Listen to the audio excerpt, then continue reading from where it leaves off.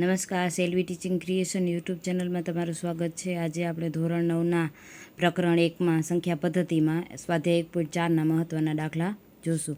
તો સૌ પ્રથમ છે સાદુરૂપ આપો. 3 + વર્ગમૂળમાં 3 અને 2 + વર્ગમૂળમાં 2 હોય ત્યારે આપણે 3 છે એ આ કાઉન્સને મળવા જશે અને વર્ગમૂળ 3 છે આ કાઉન્સને મળવા જશે. પછી એનું સાદુરૂપ આપે તો 3 × 6 અને 3 વર્ગમૂળમાં 2 વર્ગમૂળમાં 2 અને વર્ગમૂળ 3નો ગુણાકાર એટલે 2 વર્ગમૂળમાં 3 અને 3 વર્ગમૂળમાં ને 2 વર્ગમૂળમાં છે તો 3 × 6 થશે. એવી જ રીતે 3 + વર્ગમૂળમાં 3 અને 3 - વર્ગમૂળમાં 3 બંને સંખ્યા સેમ છે, ખાલી પ્લસ અને માઇનસની નિશાનીનો ફરક છે તો પ્લસ માઇનસ માઇનસ થશે અને બંનેનો વર્ગ થશે.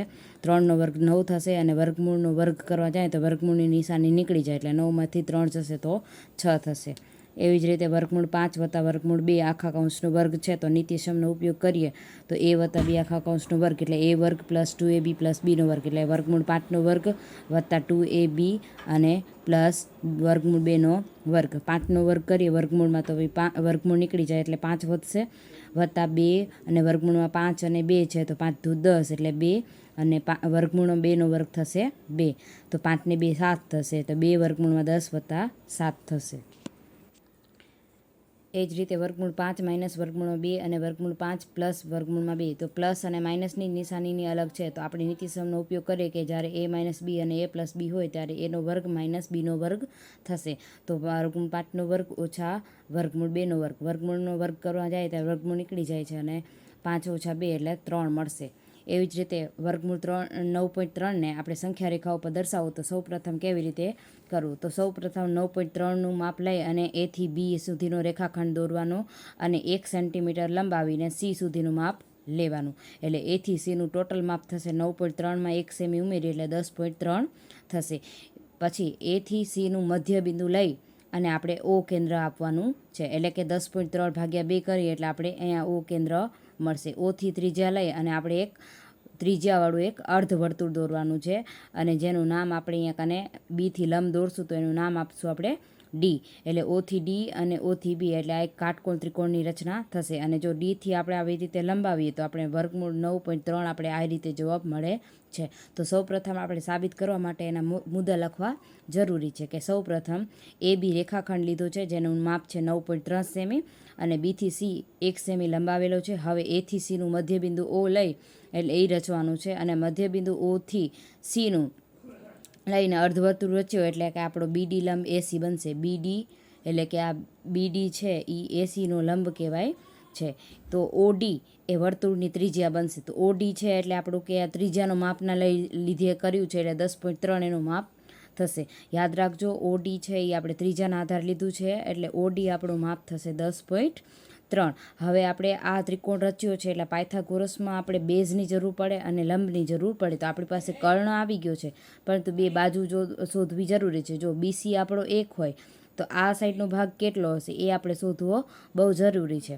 તો OB એટલે કે આપણે BCનો માપ 1 છે પણ OBનો માપ આપણે ખબર નથી. OBનો માપ શોધવો હોય તો 10.3માંથી આપણે એક માપ કાઢીએ અને કરીએ તો પણ આપણે ખબર પડી જશે એટલે કે ભાગ પાડીએ. OD એટલે વર્તુળની ત્રિજ્યા 10.3 / 2 OB બરાબર OC - BC એટલે OCમાંથી આપણે BC બાદ કરીએ તો આપણે OB મળે.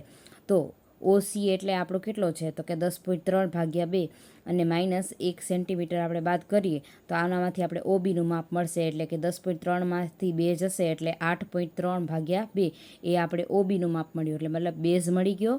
કર્ણ આપણી પાસે છે તો હવે આપણે BD શોધવાનું રહ્યું તો આપણા પાયથાગોરસના સૂત્ર પ્રમાણે આપણે એની કિંમત મૂકશું. તો પાયથાગોરસના સૂત્ર પ્રમાણે મૂકીએ તો ODનો વર્ગ એટલે કર્ણનો વર્ગ બરાબર બે બાજુના વર્ગનો સરવાળો. બે બાજુ કઈ થશે તો OB અને BD તો OBનો વર્ગ + BDનો વર્ગ. OD એટલે આપણે કર્ણ ત્રિજ્યાવાળું લીધું તો 10.3 / 2નો વર્ગ + BD આપણી પાસે છે એની પ્લસ OB આપણે હમણાં શોધ્યું તો 8.3/2 આખા કૌંસનો વર્ગ. હવે BDને આપણે કરતા બનાવીએ તો 10.3/2 છે અને 8.3 પ્લસની આ સાઈડ પ્લસમાં છે તો બીજી સાઈડ જશે તો એ માઇનસમાં જશે. પછી આ બંનેમાં વર્ગ છે તો આપણે બંને પદને બે વખત લખીએ, એક માઇનસ અને એક પ્લસ વખત લખીએ એટલે 10.3 માઇનસ 8.3 કરીએ એનો બાદબાકી થશે કેમ કે છેદ સરખા છે.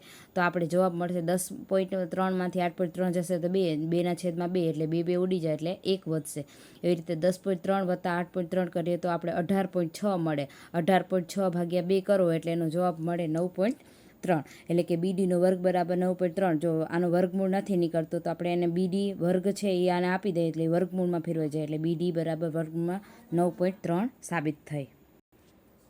સૌથી મહત્ત્વના દાખલા છે છેદનું સમીકરણ. 1/7 વર્ગમૂળ 7 હોય તો છેદ છે એ અંશ અને છેદમાં બંનેમાં ગુણે અને ભાગાકાર કરે એ યાદ રાખવાનું છે. તો વર્ગમૂળ 7 છે એ ઉપર પણ ગુણશે અને નીચે પણ ગુણશે. પછી ગુણાકારનો નિયમ છે કે જો સામસામેનો ગુણાકાર થાય તો વર્ગમૂળ 7 એકા વર્ગમૂળ 7 અને 7 ગુણ્યા 7 કરે વર્ગમૂળમાં તો વર્ગમૂળ નીકળી જાય એટલે ખાલી 7 વધે છે. એવી જ રીતે 1/7 વર્ગમૂળ 7 ઓછા વર્ગમૂળમાં 6 છે તો જે છેદ છે એને અંશ અને છેદમાં બંનેમાં ગુણાકાર અને ભાગાકાર કરવાનો છે. અહીંયા માઇનસ છે તો આમે પ્લસ અને પ્લસ થશે યાદ રાખવાનું, વચમાં ગુણાકારની નિશાની થશે.